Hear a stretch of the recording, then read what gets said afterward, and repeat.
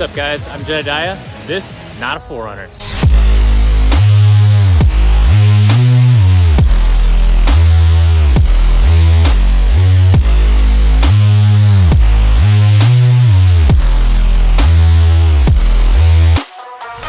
I'll soon be releasing roof racks for the 2008 to 2013 Toyota Highlanders. So I'll give you a little rundown of what to expect when you purchase one. We'll start right here on the side rails. Side rails are going to be 3/16 aluminum. Basically, this whole rack's going to be very similar to anything else, any roof rack you'd see from the big companies like Prinsu or Sherpa. Very similar design materials. The biggest difference that you'll see from this prototype from the final production, I plan to put some extra holes here that you can easily put a foot down and rest on this trim piece. That way, if you have a lot of weight out towards the front, it has support. It's pretty sturdy as it is, but I figure go big or go home, so make it as supportive as possible. The other big thing that I'll be doing, you can see, it sits on these tabs, and I'm going to add in basically a triangular piece in here. It'll be welded in so that the weight, instead of being on this bend here, will then be transferred out over the bolts. It just makes it more rigid and should be able to hold more weight that way. Our thing too, these will be sitting on it's a rigid rubber spacer block. It's kind of hard to see it in there. The idea is that I needed a spacer to get it up out of this rail, out of the gutter here, and so using the rubber one, it gets you your height, but also seals it so you don't need to use any extra sealant to be able to prevent water leakage into your roof. Next up, we'll talk about the crossbars. Crossbars are 1" by 2" extruded aluminum. There will be 7 across the top. Ignore my 1" by 3" because that is this is from my old rack, and I just had these bars and threw them on here for the time being. So like I said, the production model will have 7 across the top of the 1" by 2" like you see here, and it will also come with an 1/8 one for doing the fairing. Kind of see back in here. Sorry if the lighting is not the greatest. These are very standard bars. These are going to be the exact same bars that what you would get through the big brands, like I said, like Prinsu and stuff of those. Hardware will obviously be included, and I'll cover that in a little bit here.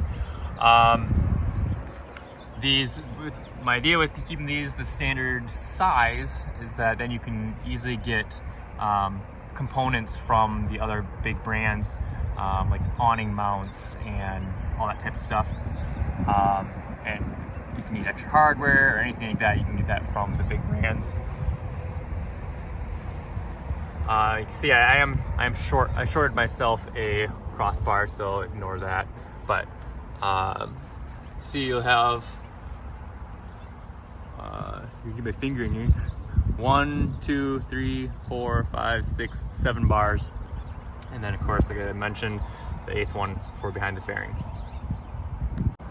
Next, I'll talk about the fairing. The fairing I'm going to do out of, I think I'll probably do an 1/8" aluminum.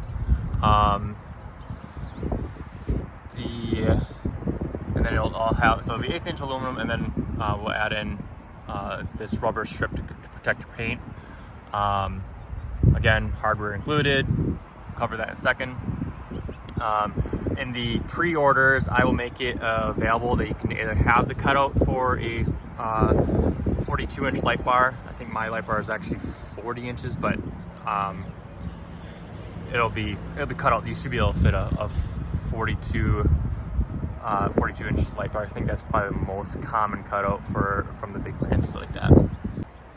Next, I'll cover the hardware.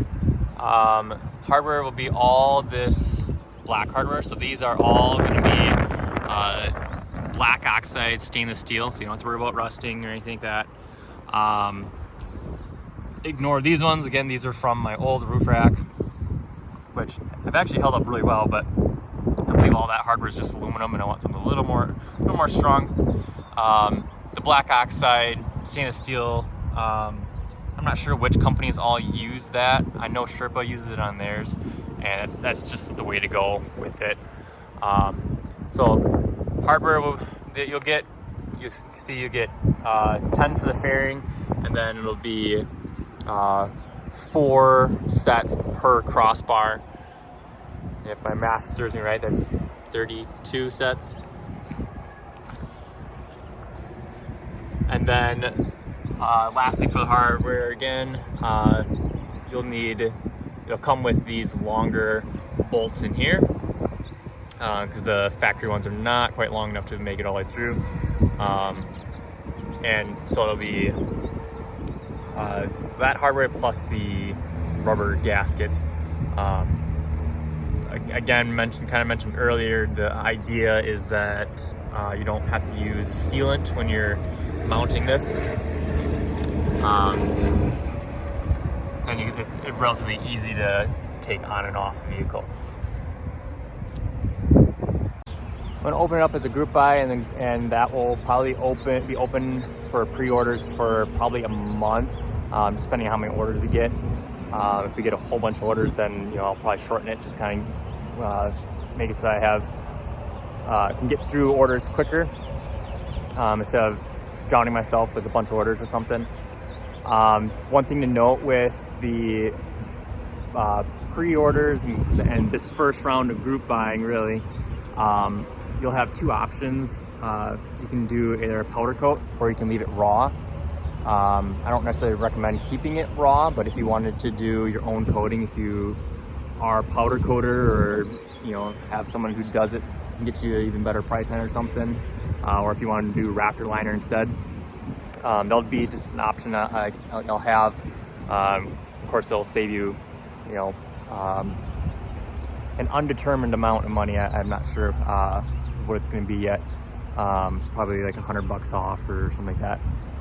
All those type of details will be on the website, so be sure to check that website. You can also check it out. I'll have more stuff on the Facebook group, so be sure that you're to be in there and checking that out. You can also message me too, and I'm pretty good about responding to messages. So just check those out. The links will be down below. And with that, let's see you on the next one from Not a 4Runner.